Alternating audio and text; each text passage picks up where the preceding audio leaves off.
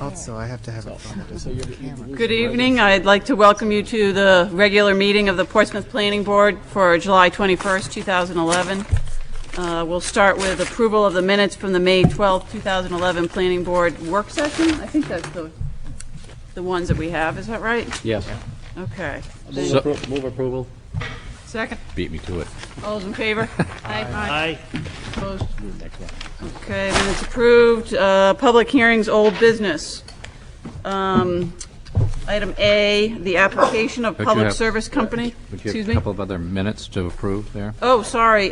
We are postponing approval of minutes from the May 19th and June 16th Planning Board meetings. Okay. We haven't received them yet. Yeah. Okay. There were promises of them, but we didn't get them yet. Yes. That's why we can't approve them, I guess. Thank you for asking. Item A is the application of Public Service Company of New Hampshire owner for property located at 400 Gosling Road, requesting amended site plan approval to amend the truck management plan regarding deliveries with related paving, lighting, utilities, landscaping, drainage, and associated site improvements. Said property is shown on Assessor Map 214 as lots 1 and 2 and lies within the Waterfront Industrial District. This application is per stipulation of approval on April 19th, 2010 for a one-year trial period. And who's here on behalf of the applicant? Thank you. My name is Dick Despens. I'm the station manager at Schiller Station located at 400 Gosling Road. At the August 2010 Planning Board meeting, we received approval for 2 requested time changes associated with our wood deliveries at Schiller Station, subject to a one-year trial period. You have before you the results of that trial. I'll be referring to the page with the heading PS&H Wood Delivery Report. It should be the second page after the first page after the cover letter.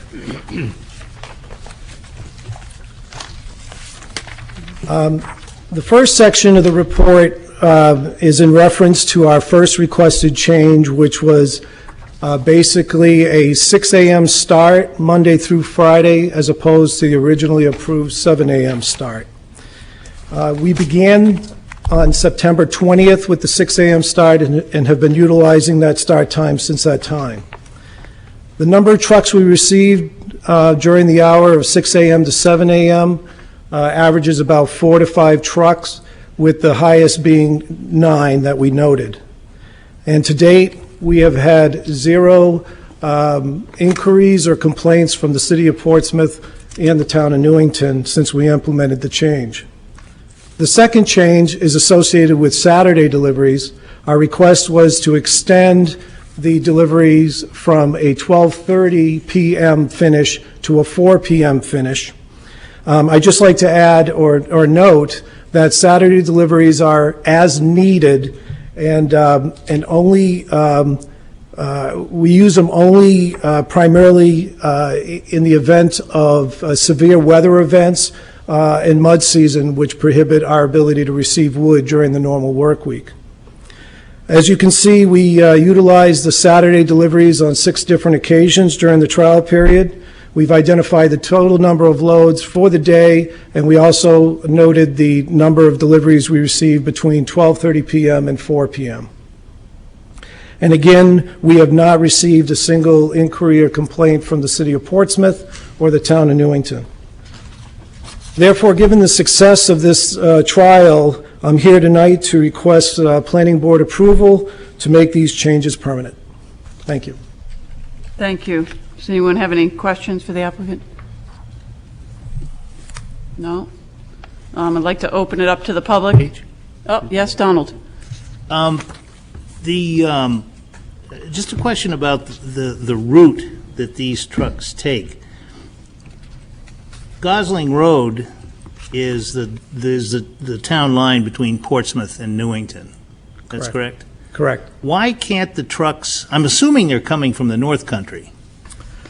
They're actually coming up the 101-95 corridor, if you will, because some comes from Massachusetts, some comes from Maine, and down the 16 corridor as well. So they're coming from all those interchanges, and they're required to come onto the Spalding Turnpike, utilize exit 1, Gosling Road, to access Schiller Station, and they're required to use Gosling Road to get right back on the Spalding and head in whatever direction they need to. Required by whom? As part of our truck management plan. It's in our plan. As a matter of fact, earlier this month, as we were going through the TAC process, it was noted by TAC that our wording in the truck management plan was something to the effect, it is anticipated that Gosling Road would be used. It has been our practice and understanding since we started this receiving wood back in 2006 that it is Gosling Road is the required route as approved by the planning board at that time, and we've made an adjustment to that wording to drop the word it is anticipated in 2 sections. Okay, and I just wanted to clarify that there is housing on that Gosling Road. It's on, as you head towards the Schiller Station, it's on the right. I guess I need to choose my words carefully. Just because there have been no complaints doesn't mean that people don't complain. I'm concerned that, and I had the same concern last time about the extended hours, about the trucks, and, it was a trial period. So I guess I'm just, 9 p.m., that's pretty late. It really is. And I'm concerned about the neighbors in that housing, even though you've received no complaints. If I may, the 9 p.m. is already been approved.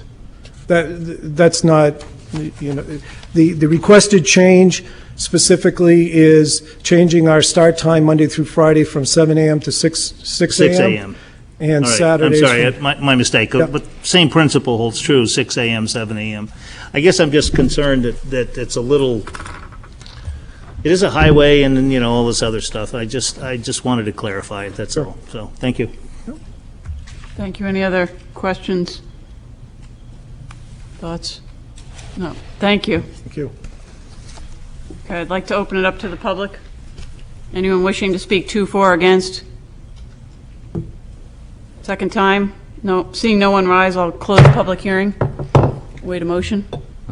Madam Chairman, I'll vote to grant, I'll make a motion that we vote to grant the amended site plan approval as requested. Second that. Okay, discussion? Do we have stipulations? No. No. Okay. Other than tax recommendations? Are they? It's done. The tax recommendations have been incorporated. They have been incorporated. that's been Okay, done. thank you. Yeah, I mean, I guess for the record, I think we did it as a trial to see if there were any complaints, or if it didn't go well, the fact that there haven't been complaints and it seems to go well would, from my perspective, warrant approval. Any other thoughts, comments? No. Okay, all those in favor? Aye. Any opposed? And the chair votes aye. Thanks.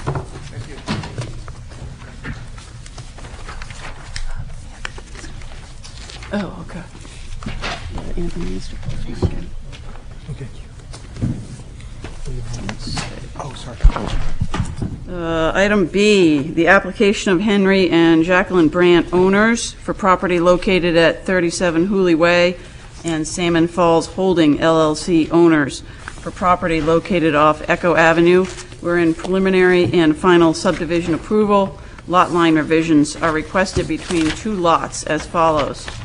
Lot 64, as shown on Assessor Map 237, increasing an area from 2,728 square feet to 15,056 square feet, with 241.28 plus or minus continuous street frontage on Echo Ave and Hooley Way, and Lot 76, as shown on Assessor Map 237, decreasing an area from 43,703 square feet to 31,375 square feet, with 200 plus or minus continuous street frontage on Hooley Way. Said properties are located in a single residence B district and are shown on Assessor Map 237 as Lots 64 and 76. This application was previously denied by the Planning Board. However, the Rockingham County Superior Court subsequently reversed the board's decision and remanded the matter, quote, for consideration of the wetlands issue and any other concerns not addressed in the board's decision. This application was postponed at the June 16th, 2011 Planning Board meeting. And who's here on behalf of the applicant?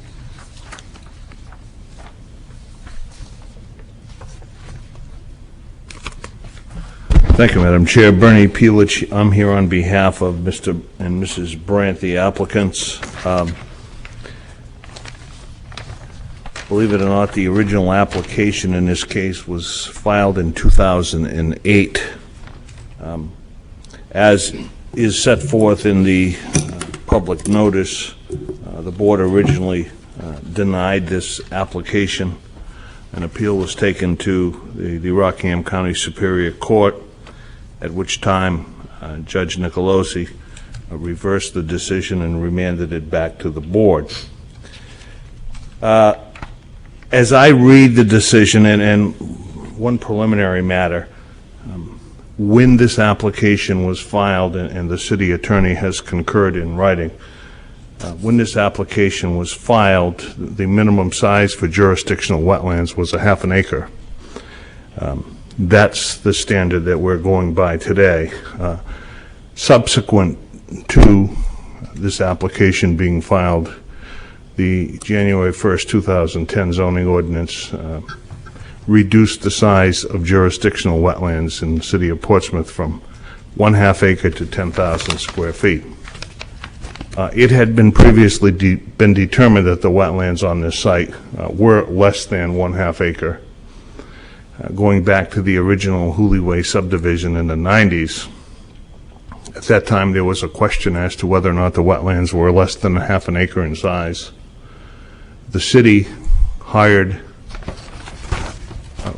the applicant had hired New Hampshire soil consultants who would come in with a figure that was about 500 square feet less than 1/2 acre. The city then hired James Gove, a wetland scientist, to verify the size of the wetlands. Mr. Gove then, in 1999, as part of the Hooley Way subdivision, verified that the wetlands were actually smaller than New Hampshire soils had determined, because he discovered a couple of islands of upland in the middle of the wetlands.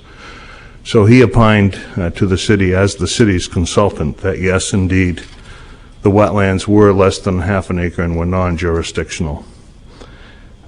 We are still, because this application was filed in 2008, still operating under that previous zoning ordinance.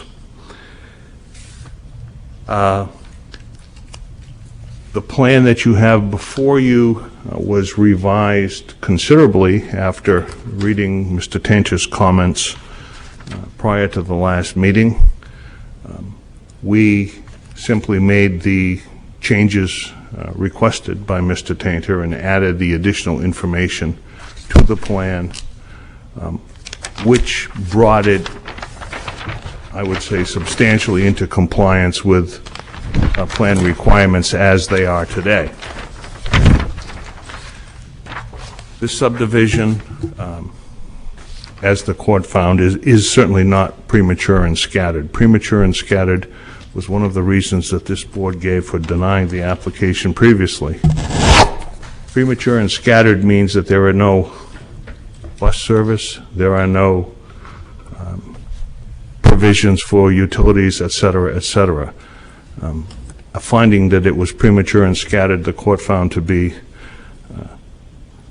not correct, because this was part of a previously approved subdivision in a well-developed neighborhood with school children, bus stops, utilities, public water, public sewer, etc.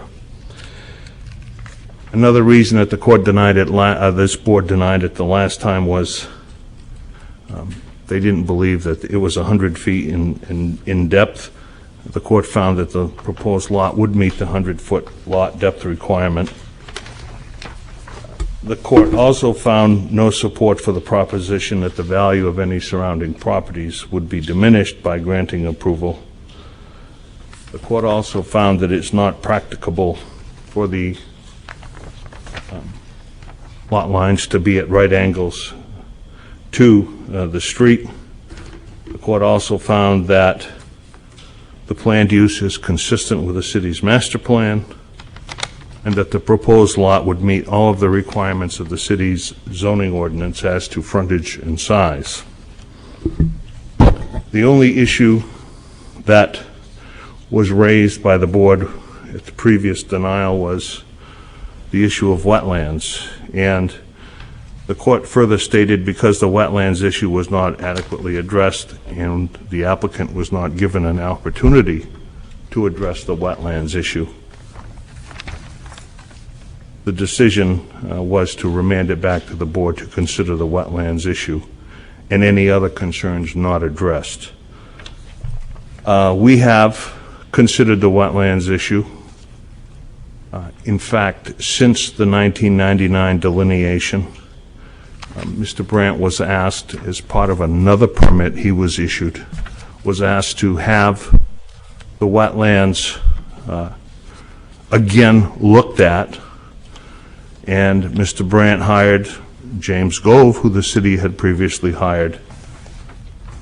And in September of 2009, he wrote a letter, which I believe is in your file. It's referenced in the memorandum. If anybody needs a copy, I have a copy.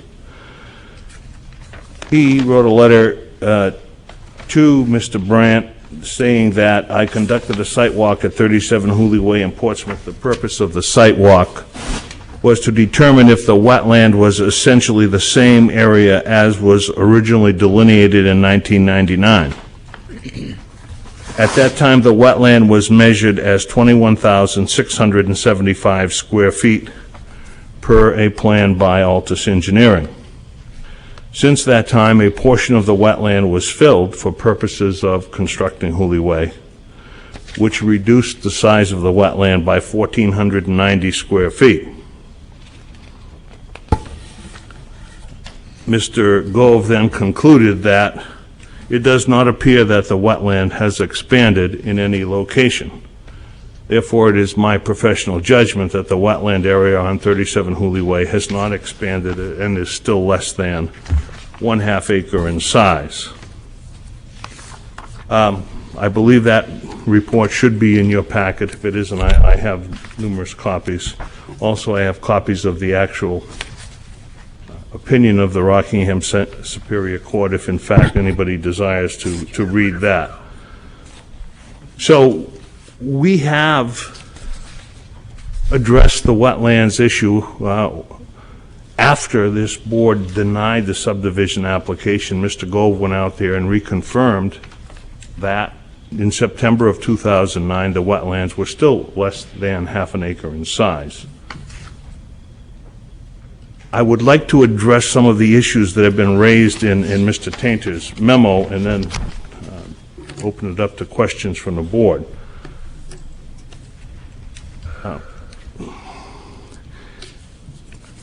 One of Rick's memoranda, one of the recommendations in Rick's memoranda is that you request that the applicant prepare an updated delineation of the wetland and wetland buffer. We just did that in September of 2009 after this application was denied. And since that time, I know that Mr. Tainter, Mr. Britz, representatives of David DeFosis representing, I guess, the Site Review Technical Advisory Committee, have walked the site with our site engineer, Eric Weinrib. And that was in response to concerns from neighbors at Echo Avenue condominiums that we were somehow affecting their wetlands on their lot. And I believe you have a letter from Eric Weinrib indicating the findings that he, as well as that he made during the site walk when he was accompanied by Rick Tainter and Peter Britz. The wetlands have not increased in size. The wetland delineation is from 1999 and then from 2009 is accurate. I don't see any need for the applicant being required to spend an additional whatever it costs to go out and redelineate the wetlands. The second recommendation is to refer this application to the Conservation Commission for a recommendation. Again, I respectfully disagree with Mr. Tainter. I don't see any need for referring the application to the Conservation Commission. The plan that was submitted to you, as was the plan that was submitted to you in 2008, shows a buildable envelope on the lot outside of the then wetlands buffer, which are still the wetlands buffers today, because this application was filed in 2008, which would allow construction of a house that would not need any variances from any of the city boards. Thus, we believe that certainly the application for the subdivision should be approved, as basically the court stated, unless there are wetlands issues that have not been addressed, and we believe we have addressed those now that we've been given an opportunity. And the third recommendation is to postpone the application to the September 15th meeting. Well, obviously, if the board finds that an updated delineation is necessary, or that a referral to the Conservation Commission is necessary, then yes, postponing the application to the Planning Board meeting of September 15th is obviously going to be necessary. I don't think that a postponement at this point in time is necessary. The wetlands have been delineated within the last 2 years. They have been reviewed by Mr. Gove, who was originally hired by the city to check on the wetland delineation done by New Hampshire Soils. Mr. Gove found that the wetlands had not increased in size. I don't think the recommendation of the Conservation Commission is necessary, since we're not talking about jurisdictional wetlands. We're talking about wetlands that may be jurisdictional under today's zoning ordinance, but were not jurisdictional in 2008 when this application was filed.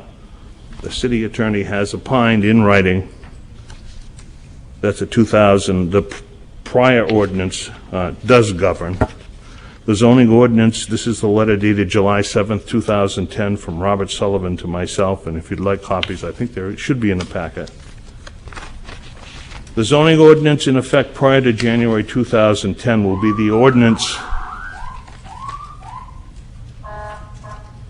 which applies on remand, and this was regarding the remand from the Superior Court. So he has indicated that the zoning ordinance in effect prior to January 2010 will be the ordinance. That being said, I really don't know what else this board could require. In essence, the Superior Court found that we met all of the requirements for a subdivision, that if the board had questions regarding wetlands, they should have given us the opportunity to present that evidence, which did not occur back in 2009. We have repeatedly inquired of the planning department, as to what additional information we could provide regarding the wetlands. We've had Mr. Gove out there checking the wetlands. We've had Mr. Weinreb out there seeing that we are not adversely in any way affecting downstream wetlands on the Echo Hill property. I don't know what more could be required. That being said, I will open it up to questions from the board. I have nothing further, and I would hope that the board would consider favorably this subdivision request once and for all. Thank you. Do you have a question? I guess I do. So I'm just wondering whether Rick can explain to us whether this jurisdictional wetlands is a jurisdictional wetlands. And I mean, doing the math, which I just confirmed, I'm just trying to get a handle on whether this here, what's on here, and this thing is a wetlands. Well, I think that's obviously a matter. We met with Mr. Pulich and Mr. Brandt a couple of weeks ago, I guess, and both Bob Sullivan and I opined that we felt that this was a jurisdictional wetlands, that the current zoning would apply to a building permit that was applied for on this site. And so I guess the question is whether it's kind of there's a relationship between the subdivision regulations and the zoning ordinance. And perhaps, strictly speaking, the lot as shown on the subdivision plan, you could go back to the half-acre minimum lot size.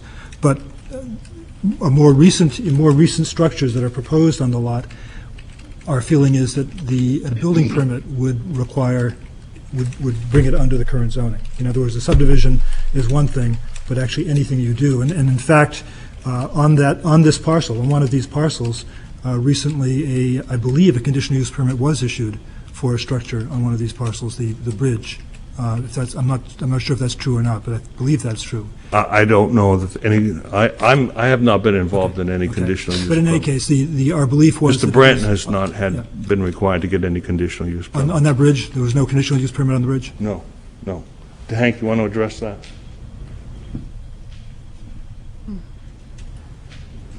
Good evening, ladies and gentlemen. My name is Henry Brandt. I'm the applicant, the property owner there. Mr. Chain, in regard to your question, no conditional use permit was required for that structure, primarily because it was Peter Britt's request just that we verify that the wetland was, in fact, less than half an acre. Thus, Mr. Gove came out, provided that verification, and as such, that determination was made in the fall of 2009, well after this application had been denied, that one was not required.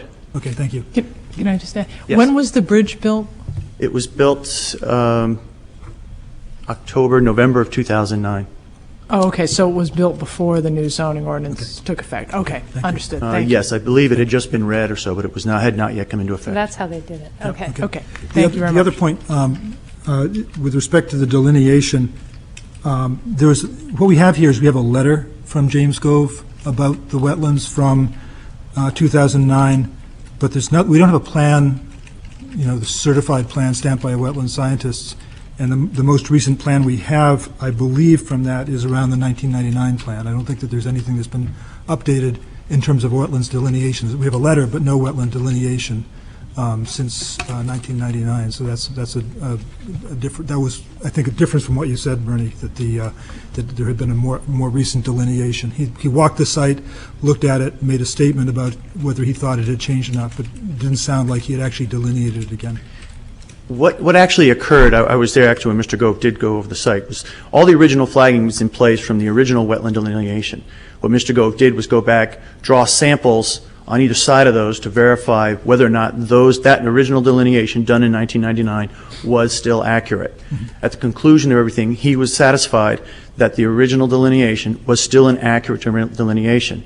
Based on that, he used the original numbers that were calculated from the original delineation of around 21,000 square feet. He then reduced that area by the amount of land that was filled by the road. The only area that wasn't actually delineated is where the roadway went through and the fill occurred at the one end of the wetland. The area itself is very definable, but he did not go through and redelineate that. Clearly the wetland had been greater than that previously, but it had been reduced by the fill that was placed for the road. The key question here seemed to be the half-acre yardstick. And since it was less than half an acre before and had subsequently been filled, and there had been no expansion in any other areas, clearly it had to still be less than half an acre. And that was the point that Peter Britz had asked us to confirm prior to signing off on the permit for the other structure. Okay, thank you. Yes. And so just for the record, today, the jurisdictional wetlands size is it a quarter acre? 10,000 square feet, I believe. Yeah, approximately a quarter acre. Quarter acre. So I think what you're saying is that, okay, so if we wanted to, we could approve the subdivision, but we'd be approving a lot that because of the change in the zoning ordinance could not be built on without a special. And that's the issue and dispute between the city and the applicant.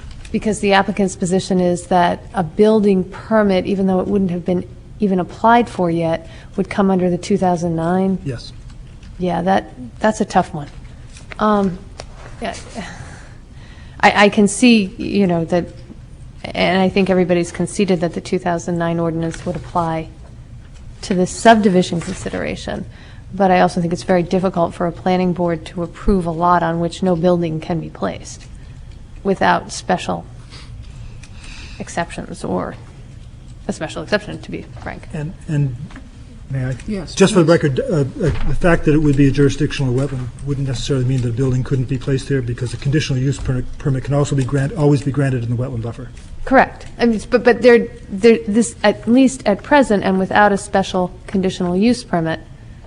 So your recommendation to the board is not so much to go to the Concom to say, is this or isn't this a jurisdictional wetland? It's rather to say, given the configuration of the lot and the placement on this plat of the building envelope, would the Concom look favorably on and recommend building there, given what is now a jurisdictional wetland? Essentially, that's it, yes. I mean, and therefore a special exception would be granted? Is that what I think they couldn't do that until they actually knew what was going to be built. I mean, I Right. think in fairness, there's not enough information, but they would at least give us an advisory opinion that with the appropriate building, they'd be likely to approve it.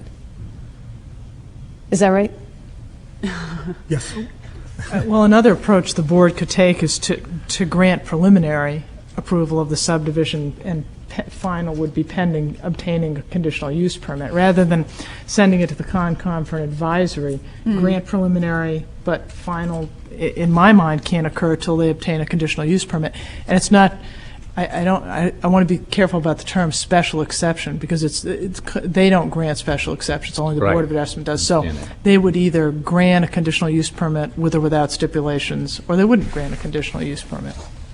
And on that, one more question. Would they be able to grant a conditional use permit without a building plan? Probably not.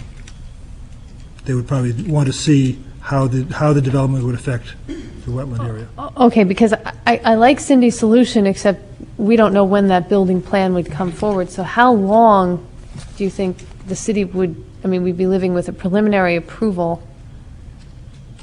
You can live with preliminary approval forever and never obtain final approval. Okay. That's my belief. I don't know. Forever is a long time. Yes, Mr. Coker? I'm gonna try in my own mind to simplify this, and hopefully it'll be of some help. And I apologize if I sound stupid. It certainly wouldn't be the first time. Preliminary approval, I respectfully disagree with the concept of preliminary approval, because that has an impact on further deliberations. I think anyone in a board capacity or an advisory capacity looks at that and says, either consciously or subconsciously, well, it's not all that bad. Somebody said it was okay, it's preliminary, let's work on the stuff. I disagree with that, and there's a lot of reasons why. And so I want to Excuse me, can I ask if you have a question? Because I'd like to sort of wrap up the question part. I was just getting to my Okay. question. So Good. so here's the question for the applicant or for Bernie. To simplify this, when this thing originally came up, the wetlands were not an issue, in your opinion. Is that correct?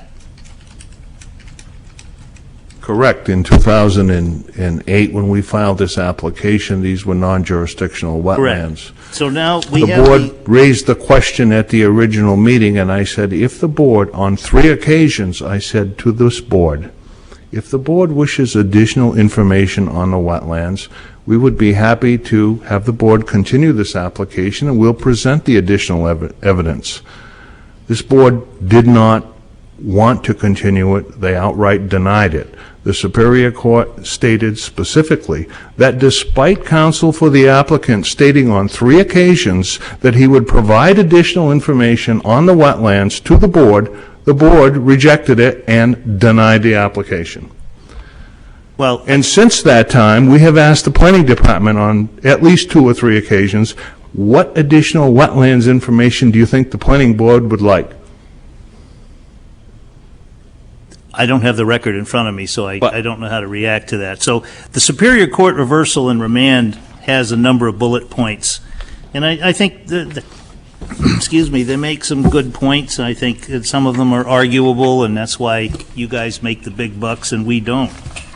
But one of them that I can't really get past, Bernie, is that the Superior Court said, in essence, because there was no updated information on the current state and local regulations, the wetlands issue remains unresolved.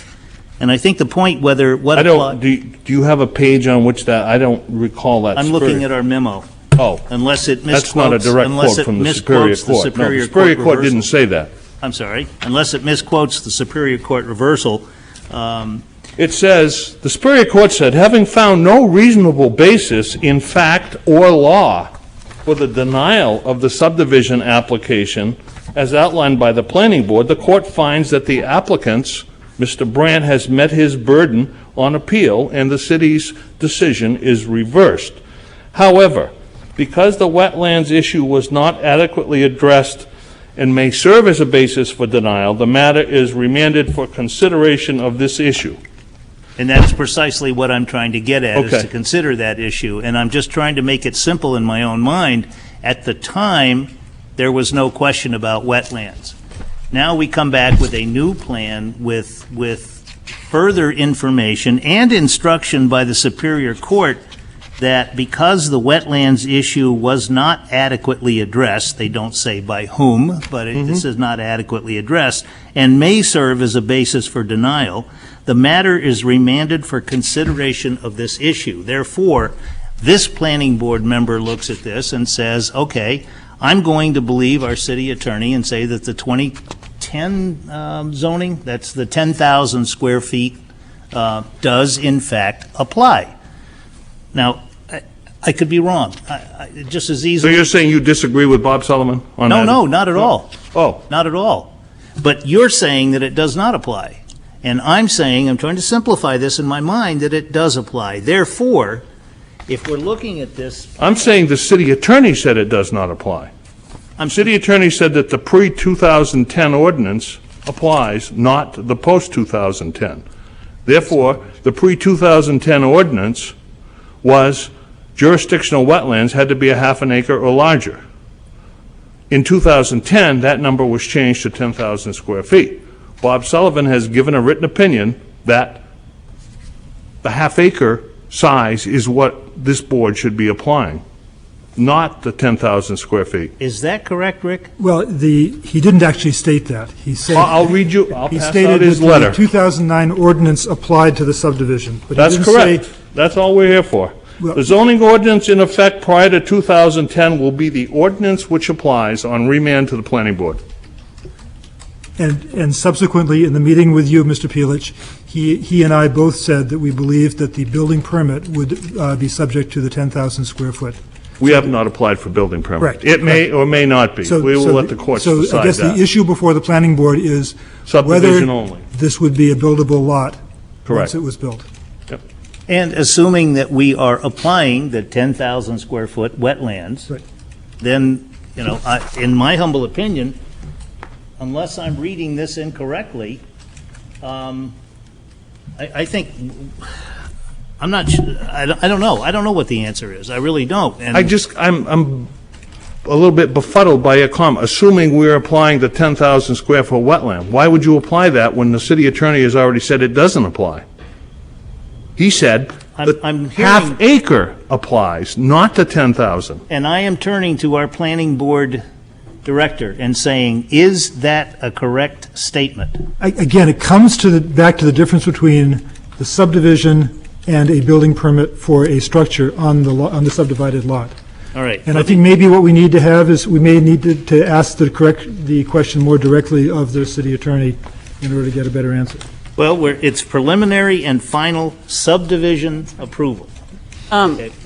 I think Ms. Hayden has a question. Yeah, my own feeling is, since this has obviously become a point of confusion, we can't act on this in any way this evening until we get a written opinion from the city attorney clarifying what exactly he is opining to and what he's not opining to. And for the record, the quote that is in the planning director's memo is exactly what's in the court finding from the judge. On page 11 of that court finding, Attorney Peelich. It says, however, because there was no updated information in the current state and local regulations, the wetlands issue remains unresolved. So you are correct. The planning director's memo is correct. It's in there. And Bernie was reading from the paragraph below, which also says what Bernie says. But I think what needs to happen is we need to again supply to the board the Brandt versus City findings from the court, written opinion from the city attorney regarding the devils in the details of this issue. And I'd like to see this tabled to next month for those reasons. I would agree wholeheartedly. Are you making a tabling motion? Well, we aren't even We're in not the there yet. public hearing. We've really gotten into discussion without even opening the public hearing. So. Then I will hold my questions. I'm just passing out copies of the court decisions. Okay. That's one of the things. Thanks, Bernie. And Mr. Coker, do you have additional questions for the applicant, or more during the discussion I think phase more of it? during the discussion phase. Thank you. Do any other planning board members have questions? Yes. I do have a question, I think probably for Rick. Under the old subdivision regs, which apply to this subdivision request? The subdivision regs have not changed. Okay. It's the Thank zoning you. regs that have changed. So under the subdivision regs that we have to evaluate, is whether this is a buildable lot part of our consideration, a factor that we consider in determining whether to approve it or not? Whether it's spelled out that way, I don't know, but that is certainly a matter that is valid for consideration. Thank you. Any other questions? Mr. Rice? I have just a technical question. When you talk about the square footage for an acre, you're talking about a builder's acre, 40,000 square feet divided by 2, or you're talking about the formal? I believe the previous ordinance indicated the use of the 43,500 and whatever Whatever it square is. feet. 560. Yep, okay. Yes, yes. Okay. Any other questions? Okay, thank you. I'd like to open it up to the public. Please come forward and state your name and address. Adam, if I could I make one final comment here real quick before we move Sure. on? Just because it seems to be the topic at hand here. And in my opinion, it seems there's two questions here. One is, again, that of subdivision, and the second is that of conditional use permit as it applies to a building permit application. Okay? If we're to use the pre-2009 zoning ordinance, it appears the lot meets all of the requirements for subdivision. At that point in time, a building permit could have, and I grant you would have, been submitted in short order, and no further action would have been required. No conditional use permit would have been required under that ordinance at that time. So to move forward with subdivision approval, one could do so acting under the pre-2009 ordinance and be in compliance. Now, the next step of this process will be when the building permit application comes in the door. It will then be referred to the Conservation Commission for review, at which point it will be their determination as to whether or not a conditional use permit is required. And if they do make such a determination, we'll be back here to see you again. So I really do think these are two separate and distinct issues, and that while you will all come to whichever conclusion you feel is best, I do think it's possible for you to move forward with the subdivision question without getting buried up in the whether or not a conditional use permit is going to be required, because I think that's an issue that we're going to visit at that point in time when it does come forward. Okay, thank you. I'd like to open it up to the public. Well, actually, Paige, I'd like to. Oh. Okay. I'm sorry. I just want to address that because I think you raise a valid point, and I also want to express that I can imagine that you're frustrated by this process. You don't have to admit it on the record. To put it lightly, thank you. But here's the issue that I think we face. If we grant you subdivision approval, and I'm sorry for maybe getting it wrong in the court's view before, but if we grant you subdivision approval, then you have a lot. And in general, it is very, very difficult if there's a real lot to then say, well, gosh, you know, from the Concom's perspective, from the perspective of protecting the wetland area, because now you're pulling a permit under the current zoning law. Boy, it would sure as heck be better if the building envelope were over here. And you've got a sizable lot where your house is, and I apologize because I haven't gone back and looked at the property. I did when we first went through this little exercise.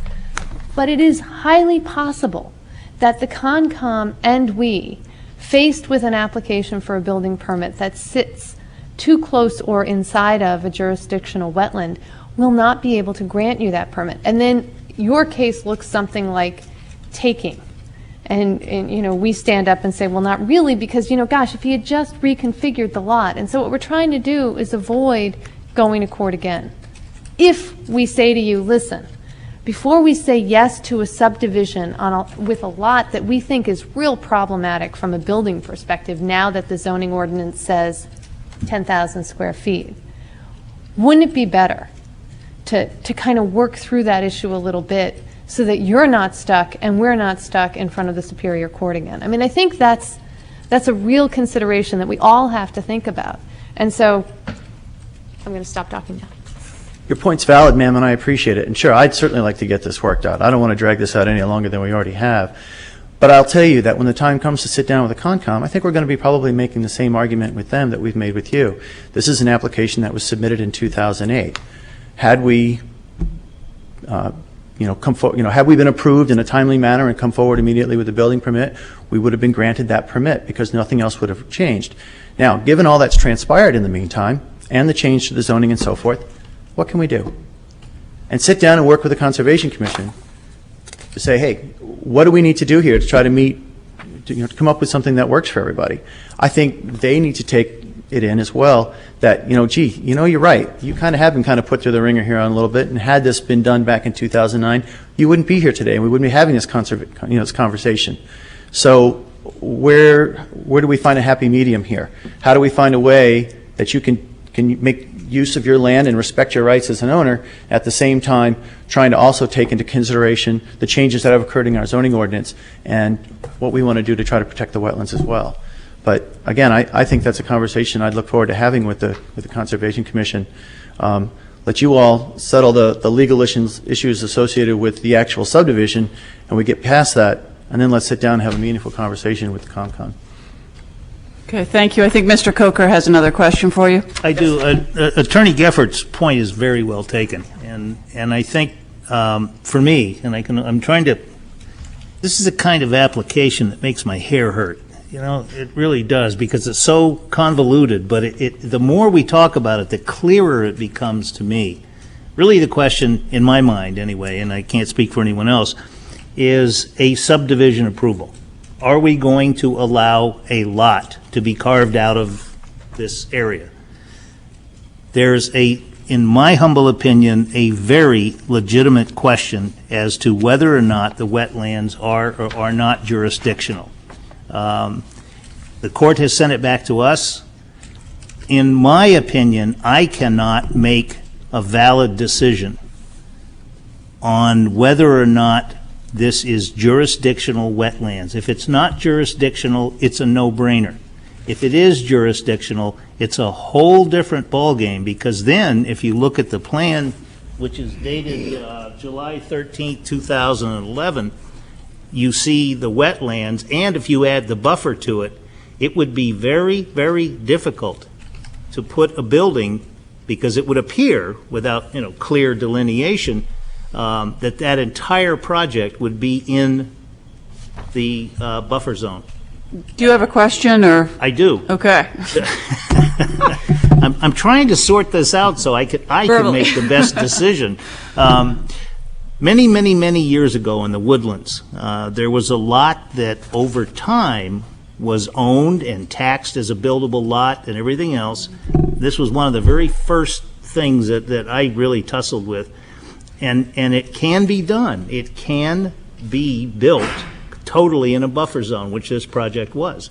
And it was a similar kind of thing, which is what applies. So I would urge the board, between Cindy and ML's points about, let's get some more information, let's talk to the city attorney, I would be much, much more comfortable with that. So actually, I didn't have a question. But I'm trying to sort this out. Okay, well, thank you. And yes, Mr. But Vice, I'll digress briefly and say there are non-buildable lots in the woodlands now. It's been quite a process, yeah. Yeah. Yeah. So, okay, I'm going to open the public hearing. I'd really like to have someone come up. Please tell us your name and address for the record. Good evening. My name is Jean Burbank. I live at 155 Echo Avenue, Unit 15. So I represent Echo Hill Condos. I am the association president and have been for the past 3 years. I sent a letter in on June 15th on my name. And you also should have letters from Dennis Boblio of Unit 4 and Linda Harvey, I believe, of Unit 3. And I'll just summarize some of the notes in my letter. I have copies if you need it. I'm writing to the City of Portsmouth to respectfully communicate on behalf of the 20-unit owners at Echo Hill our strong objection to the lot line revision application as direct abutters to the impacted property and the community. Our objection is based on both the aesthetic and environmental impacts to our property.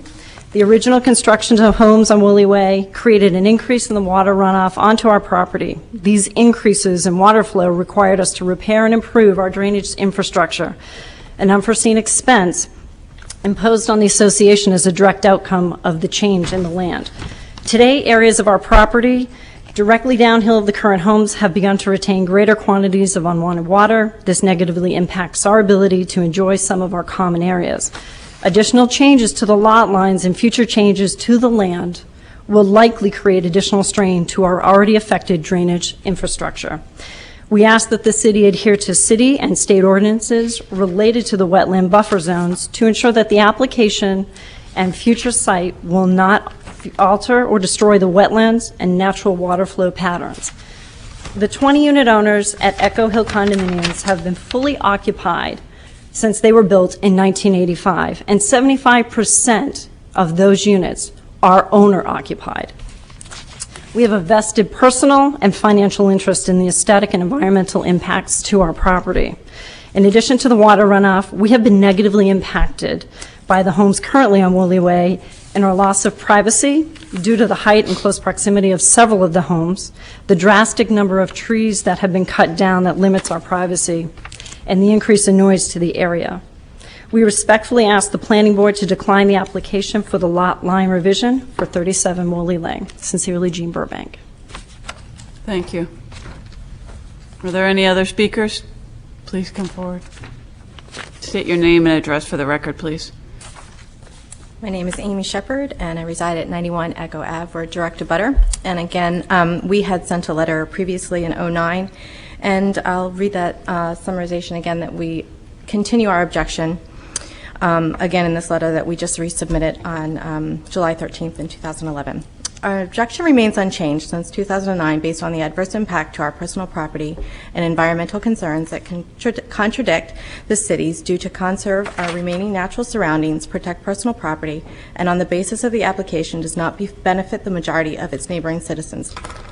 The reasons we were originally cited by the Planning Board to deny the application on January 15, 2009 remain valid. The applicant has not provided any additional facts from 2009 that would prove that the lot is suitable for residents, prevent further encroachment on the wetland, and prevent the devaluation of our home and adverse effect of the runoff flooding from precipitation to our property. We will expect that our home value will be significantly reduced due to the close proximity of the proposed home and clearing of the natural buffers.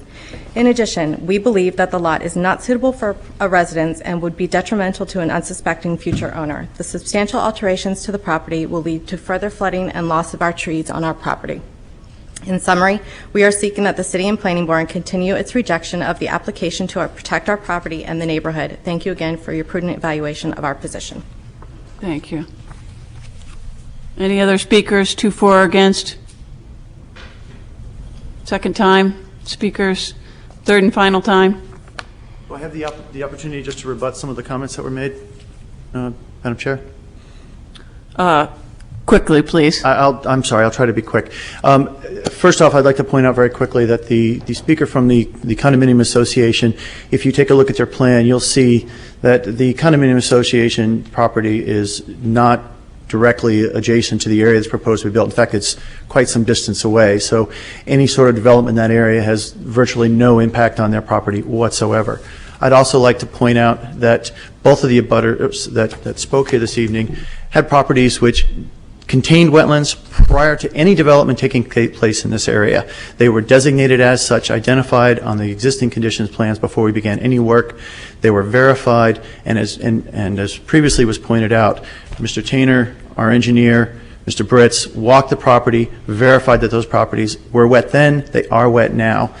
The fact that improvements had to be made or repairs had to be made to the property were situations that were identified years ago that were going to have to be addressed and did in fact have to be addressed. These are not situations that were generated by anything that happened on Hooley Way.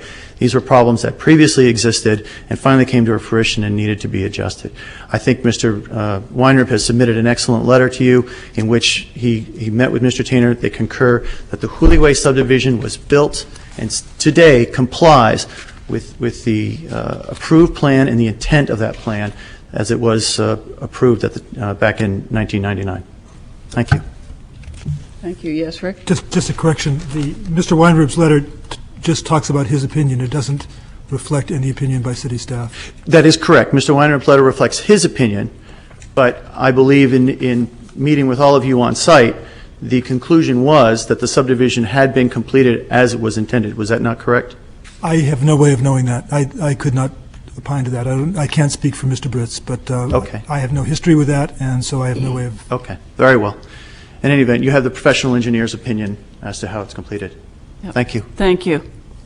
Closing the public hearing. Yes, Ms. Hayden. I'd like to make a motion that we postpone this to the August meeting pending a written opinion from the city attorney as to which wetlands protection standards apply. Second. Second. Discussion, yes. Yeah, I'd like to, if I may, beef up the written report from the city attorney. I'm interested in, Rick, you had mentioned that when we consider subdivision approval, we should be considering whether the land is buildable. I guess if you could kind of take from the subdivision regulations and piece together how that flows.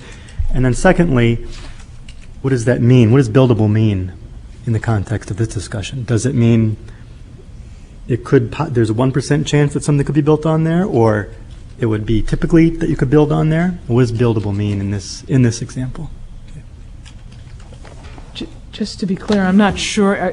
I think that you want to change the motion, but I'm not quite sure how. No, I don't need to change the motion. Okay. If you guys, the staff understood what I was talking Okay. about, I think it's good enough. Okay, for me. thanks. And I guess I would add to that, if we go by the information that's before us in the planning department memo, I think we could have acted on this, and Attorney Peelich and Mr. Brand have presented a different line of thinking on this, which is why I think we need a written opinion from our city attorney so the board is clear, because it does all come down to whether which regs are applying. So we can get our city attorney to opine on that. If the city attorney opines that our current wetlands standards apply, then I think, and I'm saying this for the benefit of the applicant, that we really need to have a wetland delineation done, because we do not have that. As the planning director said, we have a letter from Mr. Gove, and we have an old wetland delineation. And I know Mr. Gove has done additional work out there, but we don't have a plan with a wetland delineation. And if this were to go forward under the new regs, we would need one, and that would open the process of then going to a conditional use permit if, in fact, those regs apply. Yes, discussion. Mr. Coker. What role at this point, let's say for the sake of discussion that Ms. Hayden's motion carries, what role would or could the Conservation Commission take, assuming that the city attorney says clearly and with reasoning that the 10,000 square feet applies? Do we have to wait another month and then we give it to the Conservation Commission, or could we, in the interests of saving time for the applicant, say something to the effect that if the city attorney agrees that it's 10,000 square feet, then we'll have the Conservation Commission look at it at their next available meeting? Yeah. I guess my own thinking is when I try and think about these, I try and think about them as a stepped process so that we don't have applicants out spending money that they don't need to spend, either going to board meetings or producing additional information, and that's why my stipulation didn't include doing a wetlands delineation now. What we really need to do is determine with certainty what regs apply. Okay, point well taken. So that's kind of my Thank you. step-by-step thinking. Agreed. Thank you. Okay. Any comments? Yes, Councilor Spear? The regs, the question is not which regs apply to the subdivision, because that, it's the which regs apply to a building permit. Is that right? Well, my motion was which wetlands protection standards apply. For which process, the subdivision or the lot line relocation, or for the building permit, hypothetical building permit? Not sure I understand. Do you understand the question? Well, I was trying to make a distinction between what standards would apply to the evaluation of the subdivision, the creation of a lot in the subdivision, versus what standards would apply when somebody came forward with a building permit. And so I think that's the question you're asking is... Because well, in my mind, what's before us is the subdivision application, so that's what... But the follow-up, I think the follow-up question we have is would the lot be buildable if the 10,000, if the current wetlands regulations apply to a building permit? If the current wetlands regulations apply to a building permit, we don't know because we don't have a wetlands delineation. Right. No. That's the question. That's the question, though. I think we're trying to make the distinction between is what wetlands regulations apply to this, the process of developing the lot, I guess, all parts of it. Because the memo for the subdivision specifically, only that, from the city attorney says it would be the prior ordinance. For the improvements shown on the plan, right. Right. For the 2008 submission, right. So could we review your motion again, please?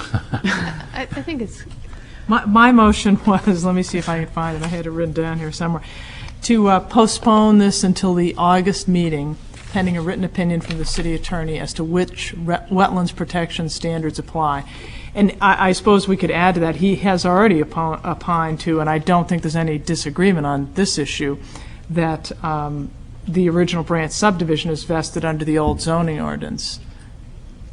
And I don't think there's any dissension between... Subdivision. Right. Okay. But what it comes down to is, and it says in the memo, this vesting is for improvements shown on the plan, and that's where the rubber meets the road and the cars go in different directions. Right. And the wheels fall off. And the wheels fall off, right. Okay, any other comments? Yeah. I just want to say that I'm fully on board with the motion, and I think it's the right approach, but I do want to emphasize that I think we as a city need to do, as Mr. Coker said, and try to expedite and not facilitate the application, but facilitate the process for consideration of the application. I think that has been done by the planning staff. I'm sure it has. I mean that sincerely. Any other thoughts, comments? I agree with the motion, and if there weren't regulations governing wetlands, and I was just out for a stroll, I would say that these are pretty impressive wetlands. I don't know if you've been out there. They just a comment. But having said that, I, for one, want to do what's right and what's fair to the applicant. So I think this is the best way to do it. Any other comments? Okay, I'll call the question. All those in favor? Aye. Aye. Any opposed? The chair votes aye. Very much. Thank you. Will we be getting new set of plans, or should we keep what we have? I would recommend that you keep, because I don't think that they're... I would lean proposing toward to revise keeping. them. Yeah. Okay. Be green, my son. Okay, we're on to public hearings, new business.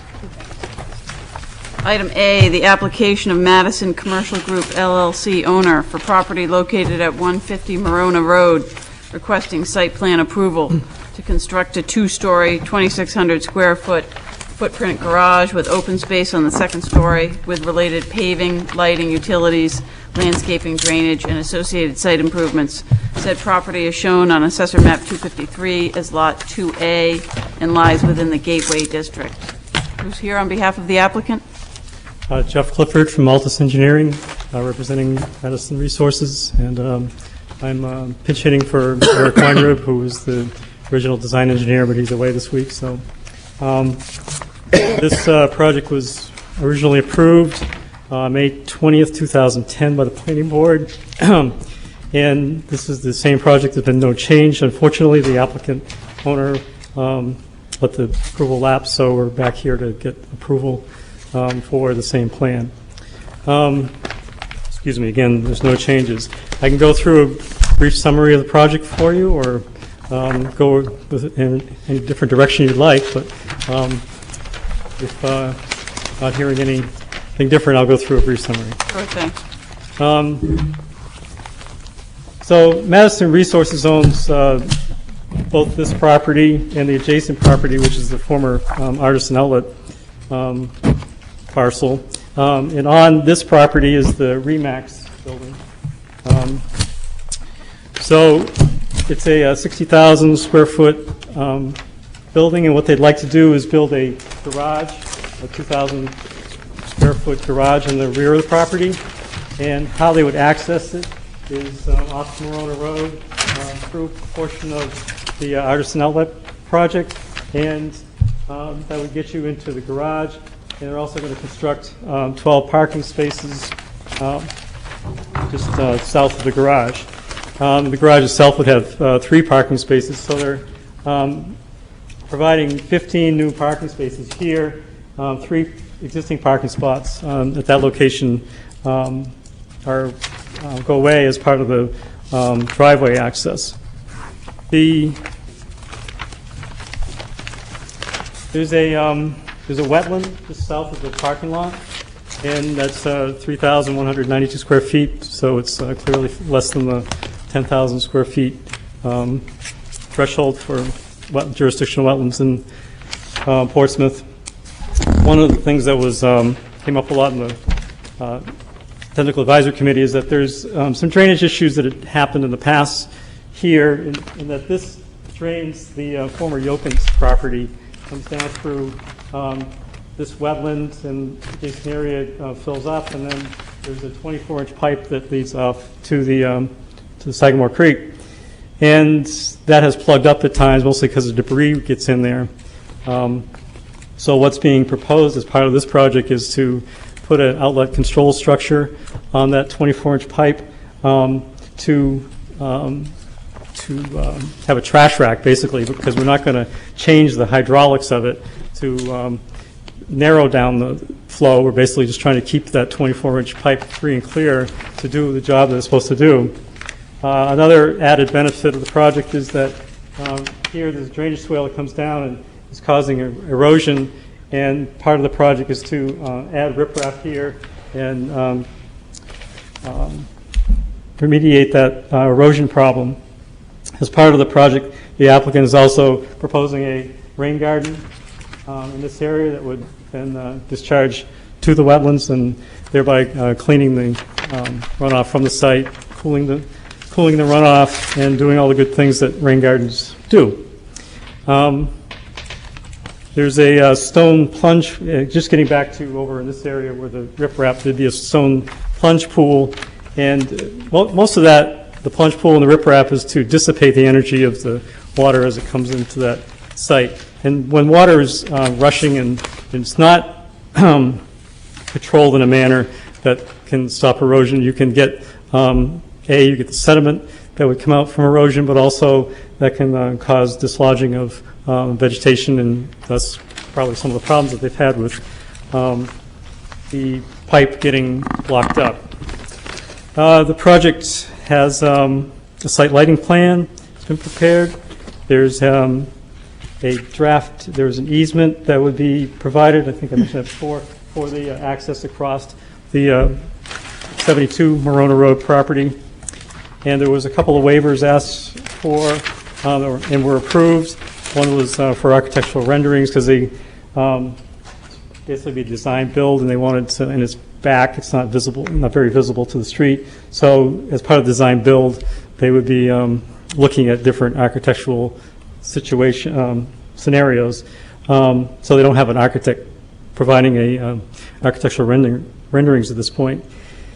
And as part of the stormwater aspect, it's quite complicated to look at all the stormwater on all the adjacent property.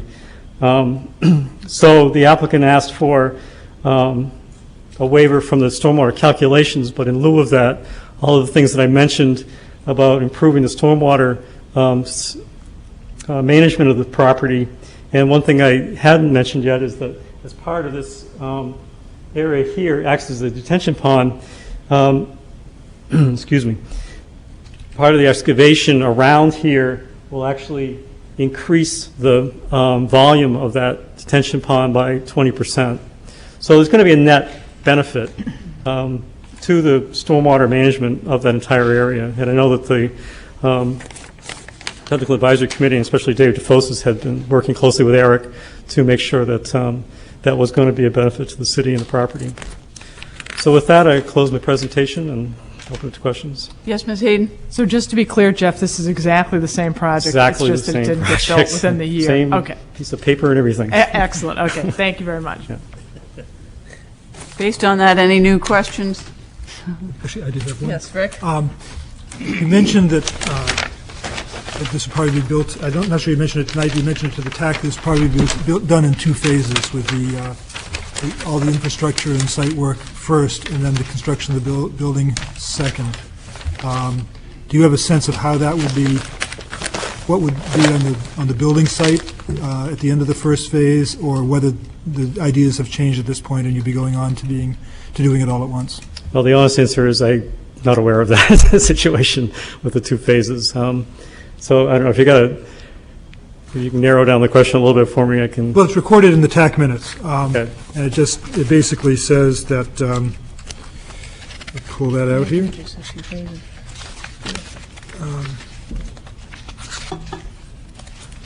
Find it. Here we go. Mr. Weinrib noted that they were asking for approval for the whole facility, but there is a strong likelihood that they will actually build it in 2 phases. They will do the parking detention basin and the infrastructure first, and afterwards they will go back for the building construction.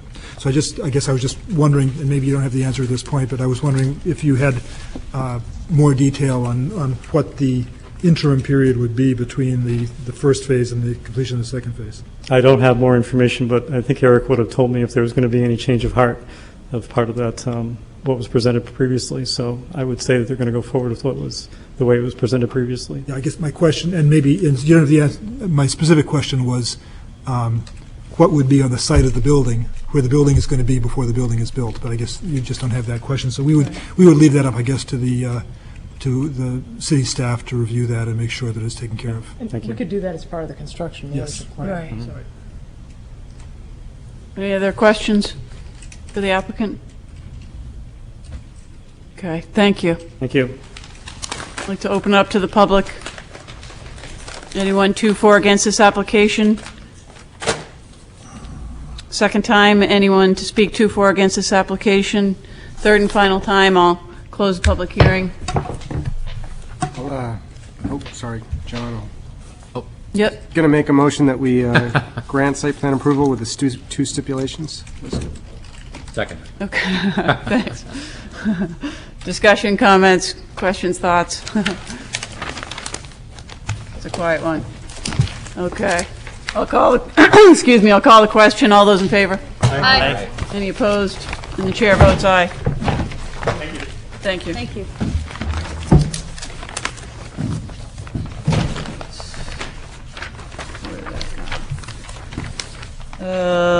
Let's see, item B, under new business, the application of Portsmouth Ford Lincoln Mercury, Inc. owner for property located at 450 Spalding Turnpike for conditional use permit approval under section 10.1017 of the zoning ordinance for work within an inland wetland buffer, including the installation of a gas line, pavement shimming, and replacement of a retaining wall. Said property is shown on Assessor Map 238 as Lot 1A and lies within the general business district. Who's here on behalf of the applicant? Good evening, ladies and gentlemen of the board. My name is Matt McCormick with MSC Civil Engineers and Land Surveyors. On behalf of our client, Portsmouth Ford, tonight we're seeking approval for a conditional use permit for work within the 100-foot wetland buffer at 450 Spalding Turnpike. The property is located between the Home Depot and Arthur Brady Drive and the Portsmouth Ford Lincoln Mercury new car dealership. The project was conditionally approved at the June 16th Planning Board meeting and consisted of the demolition of an existing one-story building and the construction of a two-story building and the associated infrastructure needed to support that building. One condition of the approval was to receive a conditional use permit for work within the 100-foot buffer. And as a part of that process, we met with the Conservation Commission, where they unanimously recommended approval of the project at the July 13th meeting. There's going to be 3 items of work that will take place within the 100-foot wetland buffer, the first being pavement shimming to eliminate current stormwater ponding. If you turn to sheet C4 in the plan set that you have, you'll find the site grading and drainage plan. You'll see that the wetland in question is located the east of the property right here, and the black dashed line is a 100-foot wetland buffer. The pavement shimming is going to occur here in this brown hatched area right here, and there's going to be no excavation involved with the shimming. It's going to be strictly a pavement overlay. The second item of work within the 100-foot wetland buffer will be tapping the existing 2-inch gas main. If you turn to sheet C5, it's the utility plan, you'll see the location of the tap is going to occur on the abutting property, which is also owned by the applicant, in this area right here. The entire construction of the service line within the 100-foot buffer is will be strictly within the existing pavement, and after construction, the pavement will be restored to its existing state. The third and final work to occur within the 100-foot wetland buffer will be the removal of an existing timber retaining wall that's currently in failure. If you turn to sheet C3, which is the layout plan, you'll see the location of the existing and proposed wall to be in this area right here. The proposed wall is going to be similar in size and shape. It's approximately 70 feet long. At its highest point, it's going to be about 4 feet high. It's going to be a segmental block retaining wall. Along with the plan view, you can also find a detailed cross-sectional view of that wall on sheet C7, which is the detail sheet. And that concludes my presentation. I'd be happy to answer any questions that you all may have. Anyone have any questions for the applicant? It's just a Yes, Mr. point Rice. of information. What is sidewalk shimming? It's actually going to be the pavement shimming. Right now, What is it? just a pavement overlay. No construction. They're just going to strictly pour some more pavement over to reduce that ponding. Right now, it's just a depression in the pavement. Okay, I see. Any other questions? No. Okay, thank you. I'd like it to, excuse me, open it up to the public. Anyone to speak to for or against this application? No. Second time? No. Third time? Close the public hearing. And I await a motion. Mr. Rice? Madam Chairman, I vote that we grant the conditional use permit as requested. Second. Any discussion? Okay, I'll call the question. All those in favor? Aye. Aye. Any opposed? The chair votes aye. Thank you. Thank you.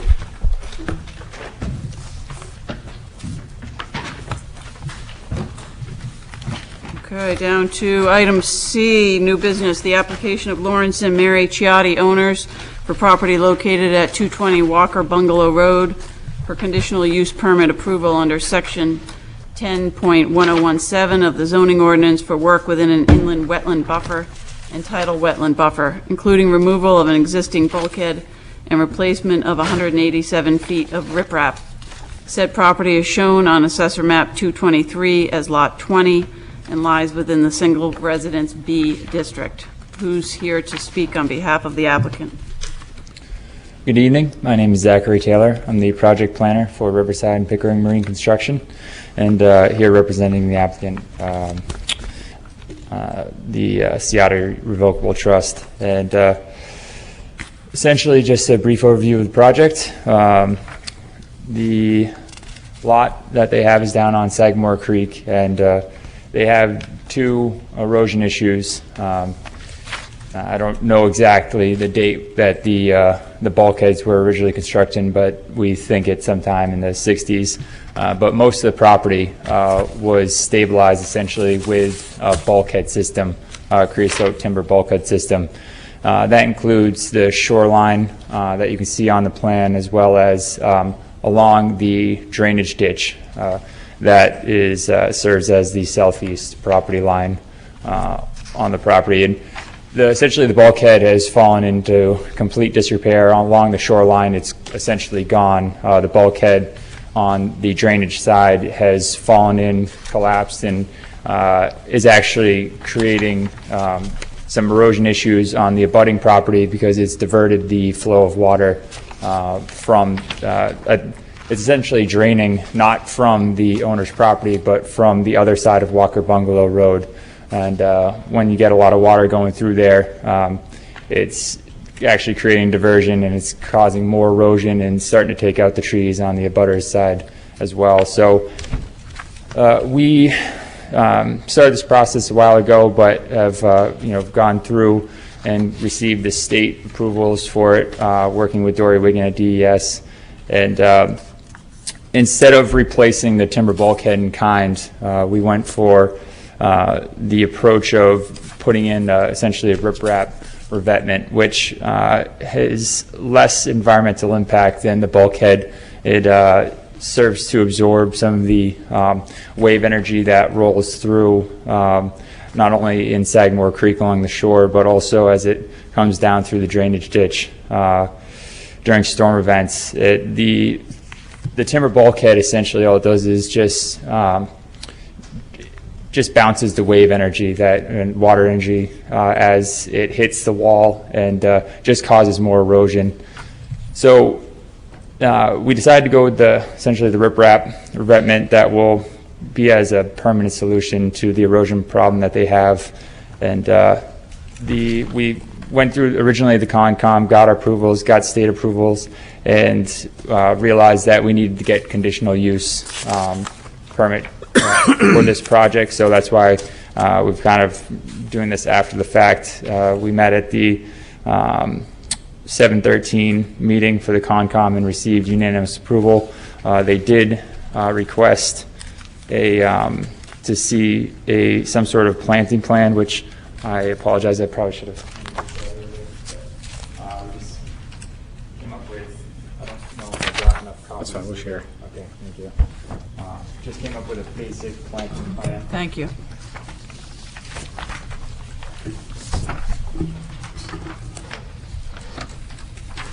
Thanks.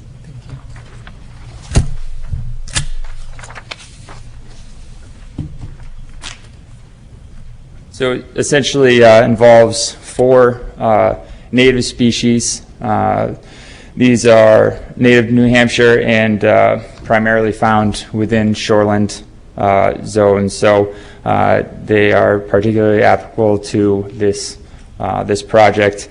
And essentially we came up with using the low bush blueberry and the maple leaf viburnum along the southeast corner where the drainage ditch is. It's kind of a shaded area during the early part of the day because of the large trees on the abutter's property, and those 2 species can work well in the shaded and full sun areas. So we decided to essentially plant the maple leaf viburnum approximately every 20 feet along that area over the drainage ditch along the top of the riprap, and then in between plant the low bush blueberry to kind of fill in the area. And both species work well to essentially stabilize the soils at the top of the riprap and provide a little bit of a buffer as well as the Concom wanted to see something as far as visual impact, try to soften the visual impact of seeing riprap in there. And then on the Sagamore Creek side, the southern portion of the property, we went with a combination of sweet gale and juniper Both of those thrive better in full sun conditions, whereas that property is pretty much, that portion of the property really doesn't have any shade, so those species should thrive there as well, hopefully. And that's the basic planting plan. We weren't specifically requested by the Concom to produce an actual plan. He just wanted a species list and basic idea of what to put in there. So that's a basic summary of the project, and be glad to answer any questions that the board has. Do planning board members have questions for the applicant? No. No, I guess not. Thank you. Thank you very much. I'd like to open up to the public.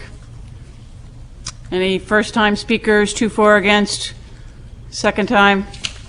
Third and final time? Close the public hearing, and I await a motion.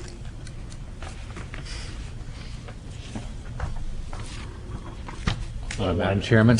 Yes, Mr. Rice. Madam Chairperson, I'll make a motion that we grant the conditional use permit as requested. Second? Yes, Ms. Hayden. Do we want to grant that subject to staff review of the planting plan? Or has that happened? It hasn't happened. There was, well, it's up to you. There wasn't a request that that had been approved. And I guess it would, the Just question that is whether it'd be submitted. And Okay. it seems to be a good plan. Can I ask a quick question then, just to clarify? If we approve it, subject to this plan having been submitted, this plan sort of become an enforceable part of it? Meaning, could you go out there 6 months from now or whenever this is constructed and this hasn't been planted? Do you have teeth which you could say To this? the extent, we could order it to be planted. Other discussion, thoughts, questions? No? Okay. Call the question. All those in favor? Aye. Any opposed? The chair votes aye. Thank you. Thank you very much. Okay, I think that was the end of our public hearings. We're down to city council referrals and requests. Item A is a letter from Paul G. Sanderson regarding whether the city has interest in purchasing land off of Spinney Road for conservation purposes. And I guess officially, do we need to sort of accept the letter, or? Well, Mr. Sanderson is here. Oh, great. You could actually, we don't normally have this as a public hearing, but given that he's here and Exactly. and that staff really doesn't have complete information about it, it might be a good idea to Great. have him speak. Thank you. Okay. Members of the board, my name is Paul Sanderson, and I am the trustee of the 2 trusts that own this property. And it may be helpful to you, I have some reduced copies of this plan, and we can refer to that. I can give them to you.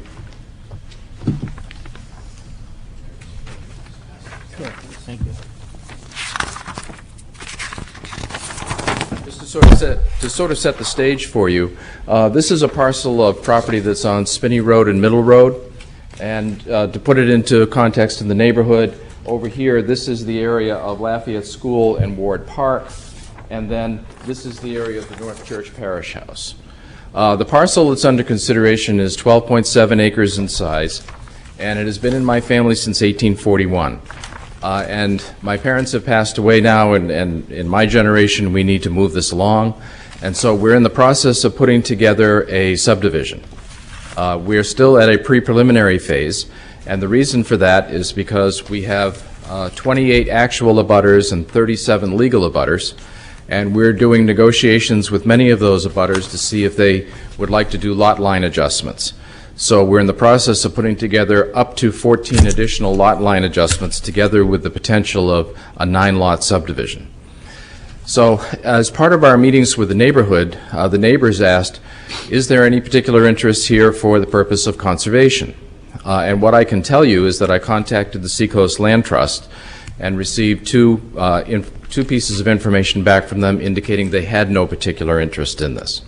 And so I wrote a letter to the city manager asking the same request. He referred that to you and also to the Conservation Commission.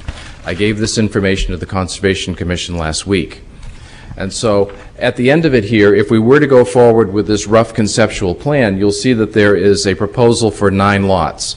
3 lots that would be frontage on Spinney Road, 2 lots that would have frontage upon Middle Road, and then a proposed cul-de-sac for the remainder of the lots. Out of the 12.7 acres, approximately 8.6 is wetland, or otherwise not able to be developed. And approximately 4 acres of this would be the subject of those 9 lots. And so the question we have at the pre-preliminary phase is whether the city has any particular interest in either the entire parcel or the 8.6 acres that is going to be left behind as a wetland. What I would tell you, just as information, is that from the neighbors' perspective, they were very, very much opposed to having this open to the public for the purpose of trails or any other type of public access.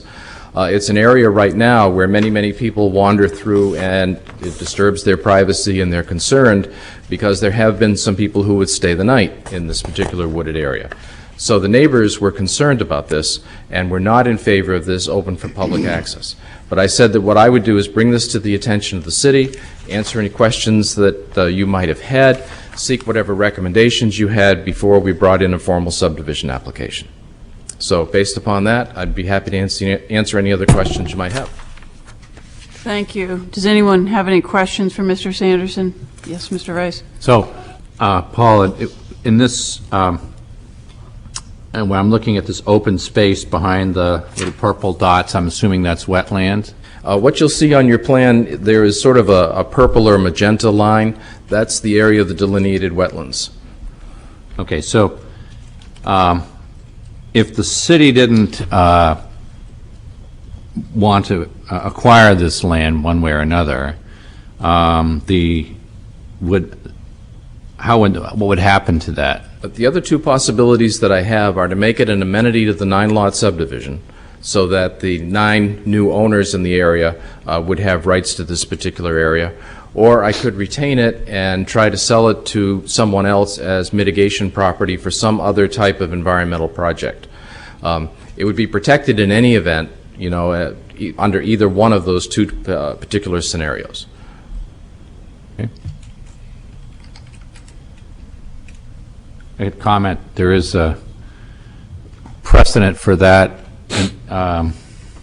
in my neighborhood, the Woodlands, which has something, it was more formally done, but that has, I think, 90 acres of common land surrounding it, 7 acres in the middle and 82 surrounding the outside, something like that. So that's more the first scenario that he mentioned. Right, yeah, It's just a rough, just throw that out. Yes, Mr. Blankenship. Mr. Sanderson, could you just repeat the acreage again of what's depicted as open space on your? The total parcel is 12.7. The area that is either wet or is proposed to be open is approximately 8.6, leaving about 4 acres that would be the subject of those 9 lots. The reason I say approximate is because of all those lot line adjustments that we're dealing with the butters. Okay, so and I apologize, but just to clarify, what's depicted as open space on your plan, that is 8.6 acres? Yes. Okay.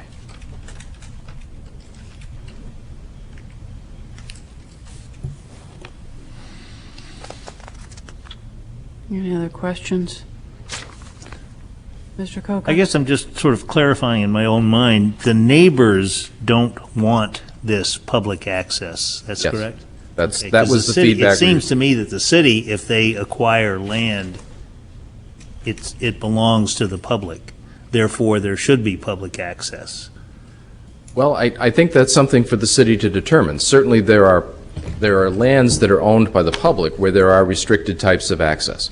I guess one of the other things that I should tell you here is that in the area down here towards the Fells Road side, that's an area that we have allowed Peter Laughlin for many years to use as the nursery for the trees that he plants throughout the city on that area of uplands that you see towards the Fells Road side. Publicly owned does not necessarily mean complete, absolute open access to the public. It could certainly be restricted by the city if that's what they felt was appropriate. Mr. Blankenship? Oh. Where might if there were to be public access, is there an access point to this 8.6 acres? There are 2 points of access. One of them is a 50-foot area down here on Thaxter Road, and that's the area that Peter actually uses to gain access into the area that he has for trees. There's an additional 50-foot access up here off of Middle Road. Okay, and if you were to go out and take a look, this one has a considerably steeper topography, and it's very, very close to the wetlands. This one is much flatter. Thank you. Those are 2 points of access. Mr. Coker, did you have another question? I was just trying to think of where the city owns property where it's restricted. Well, we own a lot of property that doesn't lend itself to public access. Open space. Let's put it at open space. Right, I mean, but the city when you owns say open buildings. space, do you mean upland? Uplands and/or wetlands. Well, we can show you the public undeveloped land study map, I and know, there's a but lot of the land. public still has access to all of that. They could, land. yes, right. Legally, right, but- right. It's just that not all of it is all that Not inviting. encouraged. Well, it's not even about encouraging or discouraging. We own a fair amount of land that's just not that inviting to visit because it's wetlands or overgrown or, just Covered with poison inaccessible. ivy. Like you cannot get to it without, a 2-mile cross-country trip. No parking, no trails, that kind of thing. But if one were to do that, you would not be arrested for trespassing. Correct. So, Correct. Thank you. Absolutely correct. Any other questions?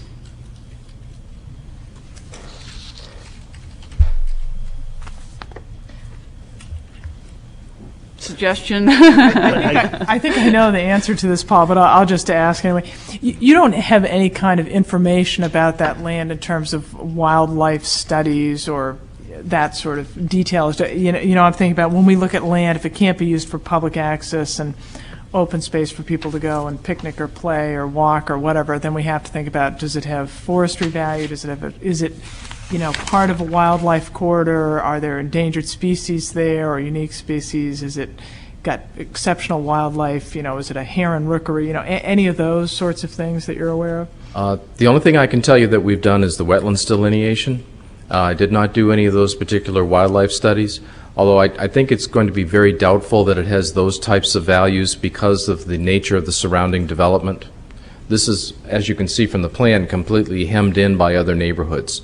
It's certainly not a wildlife corridor, although there are wildlife that are in there. But it's not any sort of a way between this and another particularly valuable wildlife area. I don't know of any particularly important plant species in there, unless you think chokecherry. And poison ivy.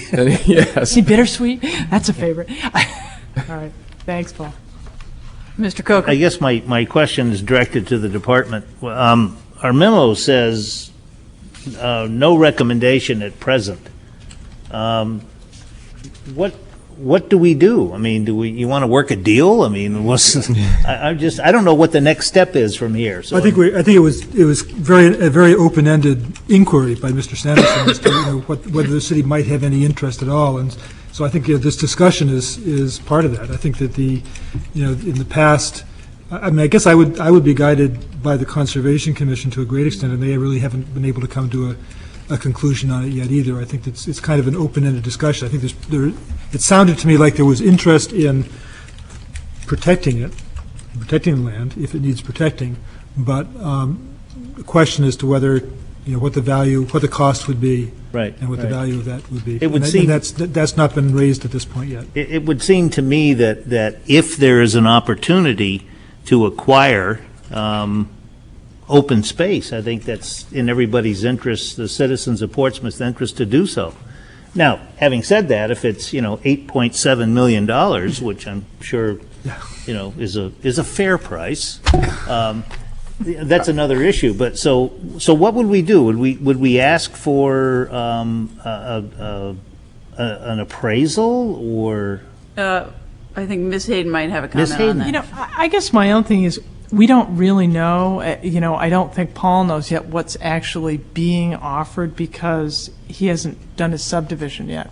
If I'm reading this right, you're putting this out as a preliminary thing because the neighbors said, see if the city will keep this as public open space, but not, or as open space, but not allow the public in. So you're, rightly so, bringing that to us. And, for example, if you had said, there was a huge heron rookery or, a bunch of eagle nests out here, we might have said, wow, cool, he's not getting that response because what we're hearing and what we know is it will probably remain open space in one form or another anyway. But we don't even know how big it's going to be or what the configuration is because the subdivision plan is not done yet. I understand. That's still a work in But progress. I think just conceptually, I think the city, it would be in their best interest to say, let's talk a little bit more. Well, you get some more information. And that's what I was going to say. We don't have to take any action tonight. I think it's sort of Paul taking the temperature as to whether, there's a lot of interest or not so much, which I think is what he's hearing. That's what I'm hearing the board say. Maybe. And I think what we ought to decide is there any additional information that we would want in order to make this decision? I don't get the sense that there's not that much interest. I think there's a great deal of interest. I mean, the city really doesn't have an opportunity. You disagree? Please. I disagree. Well, the question is acquisition, not protection of the open space. As Paul offered two other options as to how this area might be protected from development. So it's how we accomplish that. All right, Mr. Rice, did you have a comment? Well, Oh, sorry, Mr. Gladhill. Both hands. Yeah. You were talking about wildlife. A lot of the animals that were brought up, I'm thinking is like large-scale animals.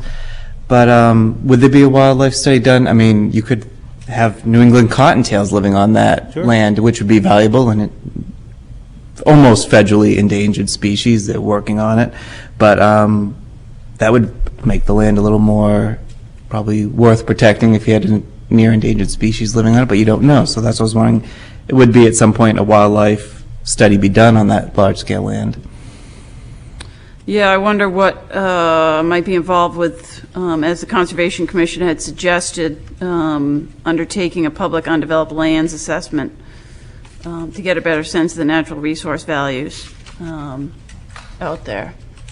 Is that something Peter Britz would do? Well, no, it's something Mark West had done, the public undeveloped lands so assessment. as a piece of and, that. We could see if the Conservation Commission wanted to spend some of their conservation funds on doing that. If this board thought that was a good idea, we could gather some more information. We could get a cost for that and see if they wanted to recommend to the council to spend some of the conservation fund monies. Right, and now that there's at least this plan, which from the memo, my sense is maybe the Conservation Commission didn't even have this plan. That's exactly right. We gave this same exact information to the Conservation Commission last week. Okay, thank you. And actually, in their discussion, which you'll see in their minutes, their suggestion was to use the same methodology as in the public undeveloped land assessment. And I indicated at the time, and I'd indicate to you, I'd be happy to give permission to allow that to be done. Thank you. Sounds like a good Yes, move. Councilor Spear. Because the other two options that the applicant presented also include preservation of the open space, I'm trying to figure out what the advantage is to the city to acquire the land. So more that control was by the city. right. More control. Right. So it's not an all or nothing of it will be developed into Rite Aid versus more. It's a more nuanced discussion, and so that's what I'm curious to hear as it plays out. That's exactly right, and that's why I'm here in the pre-preliminary phase. Good. Okay, Ms. Well, is the board supportive of staff going to the Conservation Commission and saying, would you like to get we could have staff get a price from Mark West to review this as one of the public undeveloped lands parcels, find out what it's going to cost, go to the Concom and say, do they want to recommend to the council to spend that money?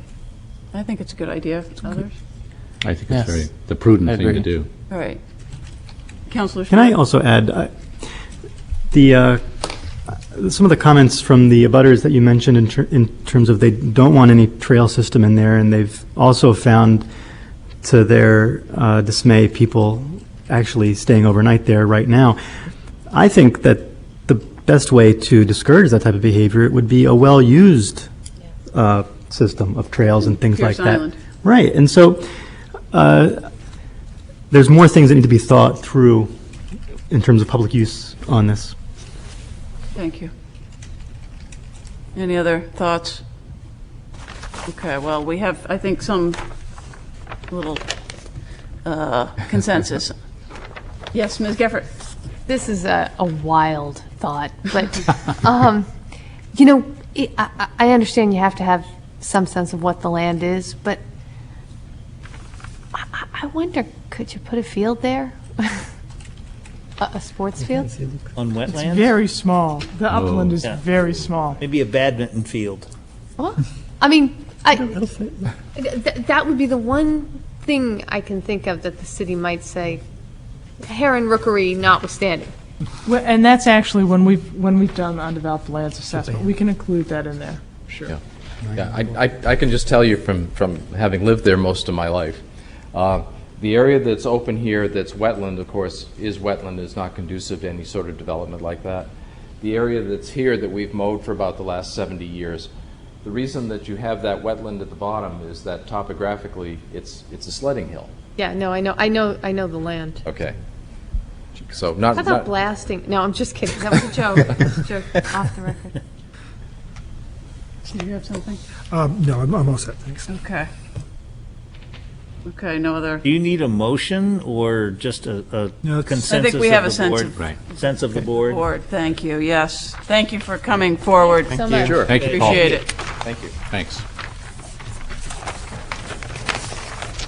The next item on the agenda is site plan extension, request of Key Auto Group, Inc., owner for property located at 549 Route 1 bypass for a one-year extension of site plan approval received on August 19th, 2010. Madam Chair. This is, as noted in the memo, this is just the first one-year extension that can be done without a public hearing. It just can be granted on request for good cause shown, and the applicant has stated that the extension is needed because of market conditions and because of delays in obtaining some state permits for the project. And our recommendation is to vote to grant the extension as requested. So moved. Oh, Second. sorry. Question. Historically, there's been one extension, period. And the thing that caught my eye was the word first one-year extension. Our zoning changed, as I recall, or did it? This is in the site plan review regulations. Right. And the process, I believe, has not changed, or it was maybe clarified in the new regulations. The first extension is without a public hearing. If you want another extension, you have to come back to the planning board for a public hearing. So theoretically, it's a 2-year extension. This is a one, no, this is... No, it could be 2 years. Well, actually, 125 Brewery Lane has had 4 one-year extensions. So you can, or more. Because I didn't have a chance to look this up, but I thought the zoning says that you get one extension and that's it. No, this is not the zoning, this is the site plan review. Subdivision yeah. regulations. And site plan review, and it really, it does say subsequent. Okay. It doesn't put a limit on it. I think there's something else in the zoning where there is a limit. Yeah. Like Okay. maybe the HTC, I'm not sure. I think maybe the HTC gets only 1 or 2 extensions. But the site plan review is unlimited, but it has to come back to the planning board for each subsequent one after Okay, the first thank one. you. Okay, so I think we got a motion and a second. Any other discussion, questions? Okay, I'll call the question. All those in favor? Aye. Any opposed? And the chair votes aye. And planning director's report. Thank you. I have a separate memo that you got regarding proposed zoning ordinance amendments, and this is just to partially to bring you up to speed on what we have been working on and thinking about in terms of changes to the zoning ordinance, and also to give you some drafts that are completed and to ask you to think about moving forward with some of these. As noted in the memo, some of these are really housekeeping items.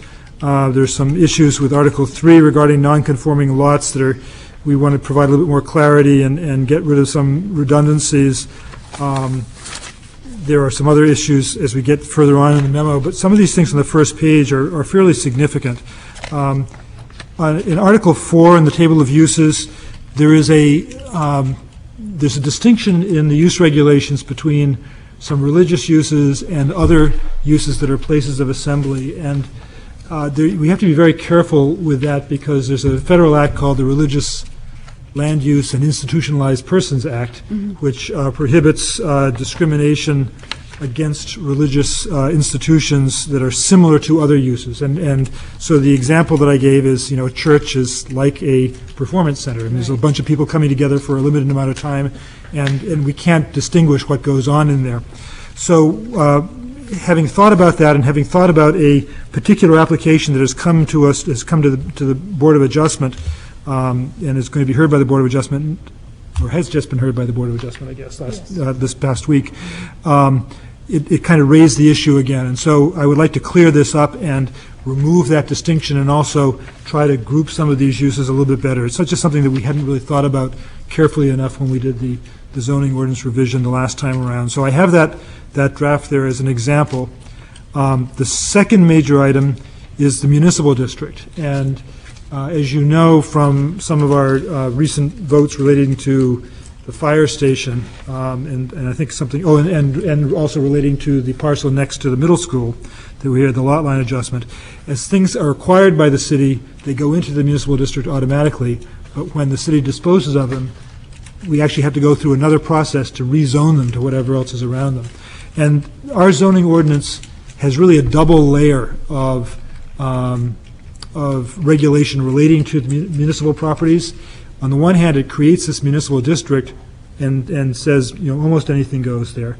And the other hand, it has a special provision in Article 4 that says, regardless, if the city owns the land, it's not subject to zoning except for the wetlands regulations.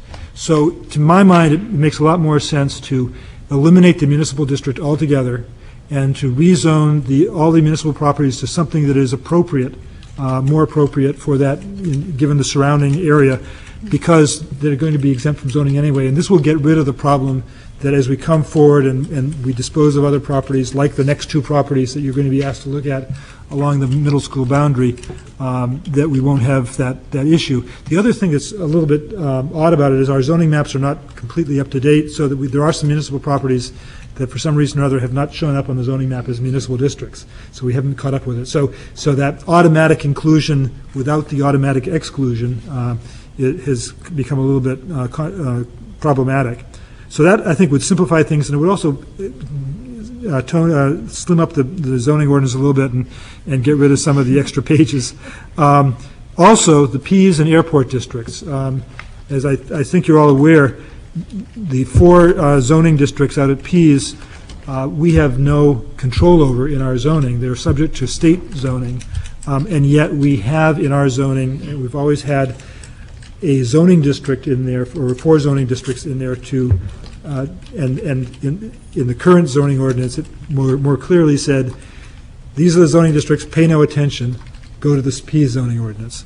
And so it really doesn't make sense. And the difficulty that it is that the P zoning ordinance is structured differently than ours and has different uses and so forth. So all we're doing when we have it in the zoning in our ordinance is approximating what the real regulations are.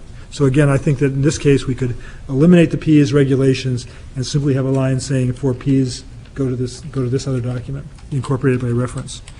In the mixed residence districts, Article 5, this is something we talked about several weeks ago, a couple months ago, was increasing the allowable residential density in the mixed residence districts to be more comparable to the abutting general residence C district, which is to be the apartment district. And that's for the mixed residence office, I believe, and the mixed residence business would have a somewhat higher density. That is something that's a fairly simple regulation. What it really is doing is recognizing the kinds of densities that are there. Most of the lots that are in the MRO and MRB districts that have residential uses in them don't comply with the current zoning. They're all substandard, and this would make things a little bit more conforming and perhaps allow for some infill residential development, sort of moderate cost housing that would be consistent with the neighborhood around it. Article 5, residential districts on the second page. This is the big neighborhood zoning project that we were working on, and unfortunately we lost some staff in the spring and have been kind of overwhelmed with work and haven't been able to move this forward, but this is something that's still a goal. We're not ready to bring that to you yet. The Gateway District is really a housekeeping issue that I could describe later, but I don't want to go into tonight necessarily.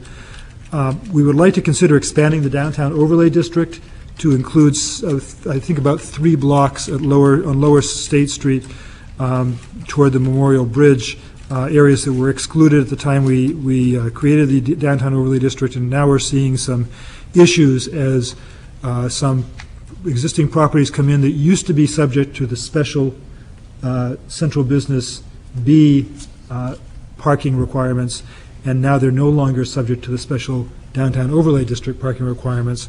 And because of that, I think it makes more sense to allow flexibility for downtown uses to expand the downtown overlay district down there. Just recently, we were really having a lot of difficulty trying to figure out how to allow a 500 square foot ice cream shop to open on State Street, on the opposite side of the street at the edge of the downtown overlay district. And this would have been, we were able to do it, but if circumstances were slightly different, it would have been a real problem. We would have had to charge them $4,000 in parking fees to come in, and that didn't seem appropriate for that scale of business.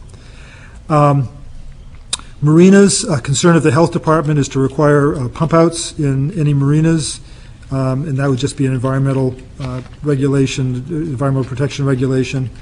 Roof-mounted wind turbines. When we adopted the new zoning ordinance, we created some standards for wind turbines, thinking about freestanding turbines. And since then, when Service Credit Union came to us, they raised the possibility of roof-mounted wind turbines, and we realized that none of those standards would apply. They decided not to go ahead with the wind turbines at this point, but it kind of raised the issue, and we thought we should address some of the height restrictions relating to roof-mounted wind turbines rather than treat them the same way as ground-mounted turbines. We're looking at alternative standards for wetlands protection and for allowing for a remediation plan when somebody has done something to violate our wetlands regulations, and give the Conservation Commission and Planning Board some authority to require a remediation plan. And off-street parking, again, like the ice cream place, we would like to think about exempting some very small pedestrian-oriented non-residential uses like a takeout ice cream place. It's less than perhaps 800 square feet. Bicycle parking, this is something that I've been thinking a lot about recently, and I've taken a stab at adding some requirements and standards for bicycle parking facilities, and that's the 5th thing that I have as a draft here. And it would be an amendment to the zoning ordinance, and we would also want to have some parallel amendments to the site plan review regulations. And so some particular things in here that some other communities have done, and I think would be forward-thinking for us, and thinking of trying to have ourselves be a sustainable community. One of the paragraphs that's somewhat buried in here is the possibility of substituting bicycle parking spaces for up to 5% of the required automobile spaces, and either using open bicycle spaces or bicycle lockers.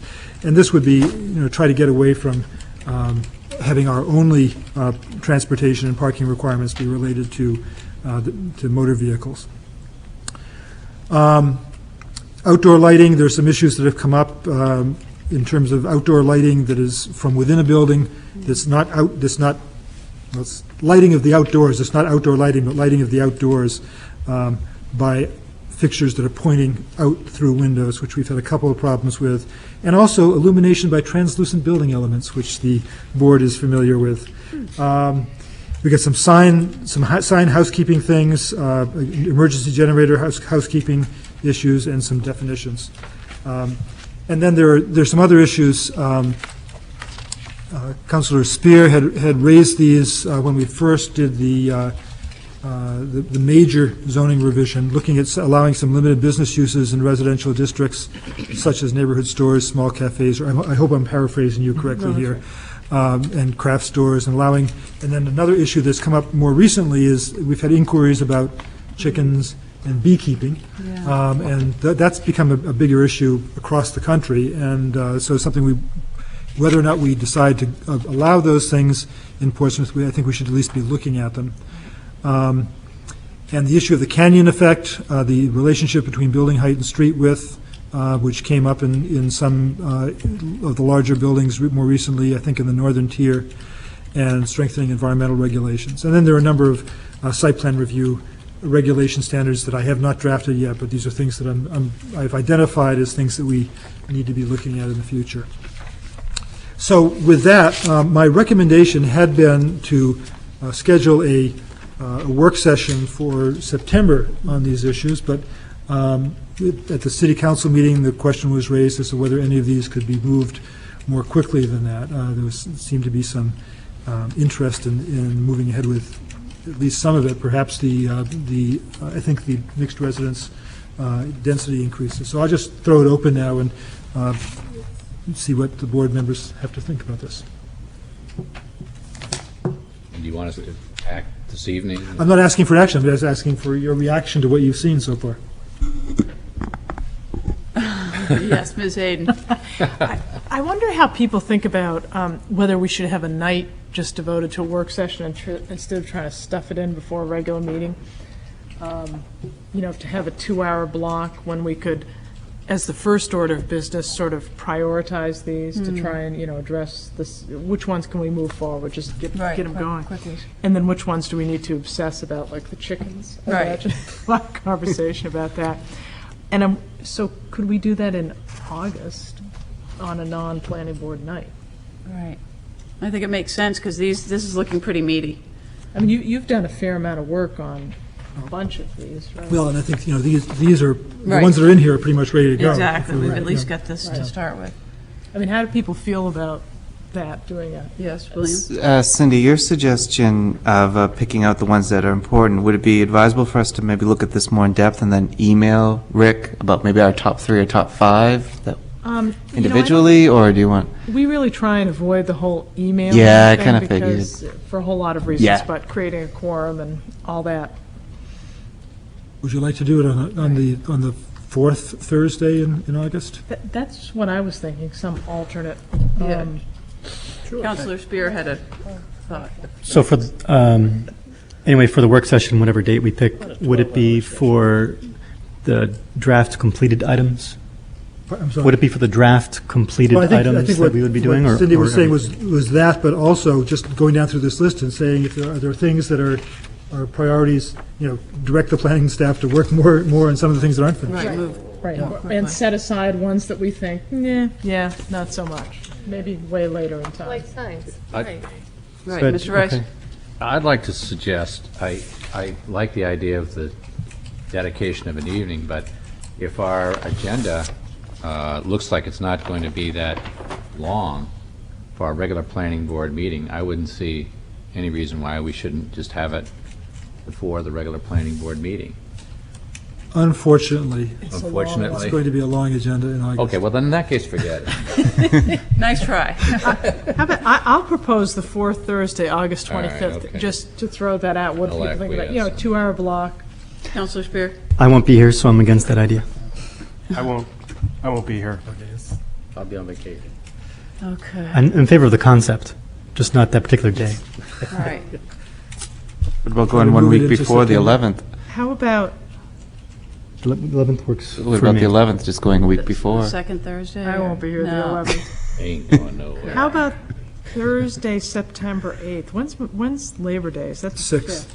5th or 6th or something? Or fifth, yeah. It's after. Third is about the Saturday, first? fourth is Sunday. So September 8th, Thursday, September 8th, which is right before the Or regular. September 1st.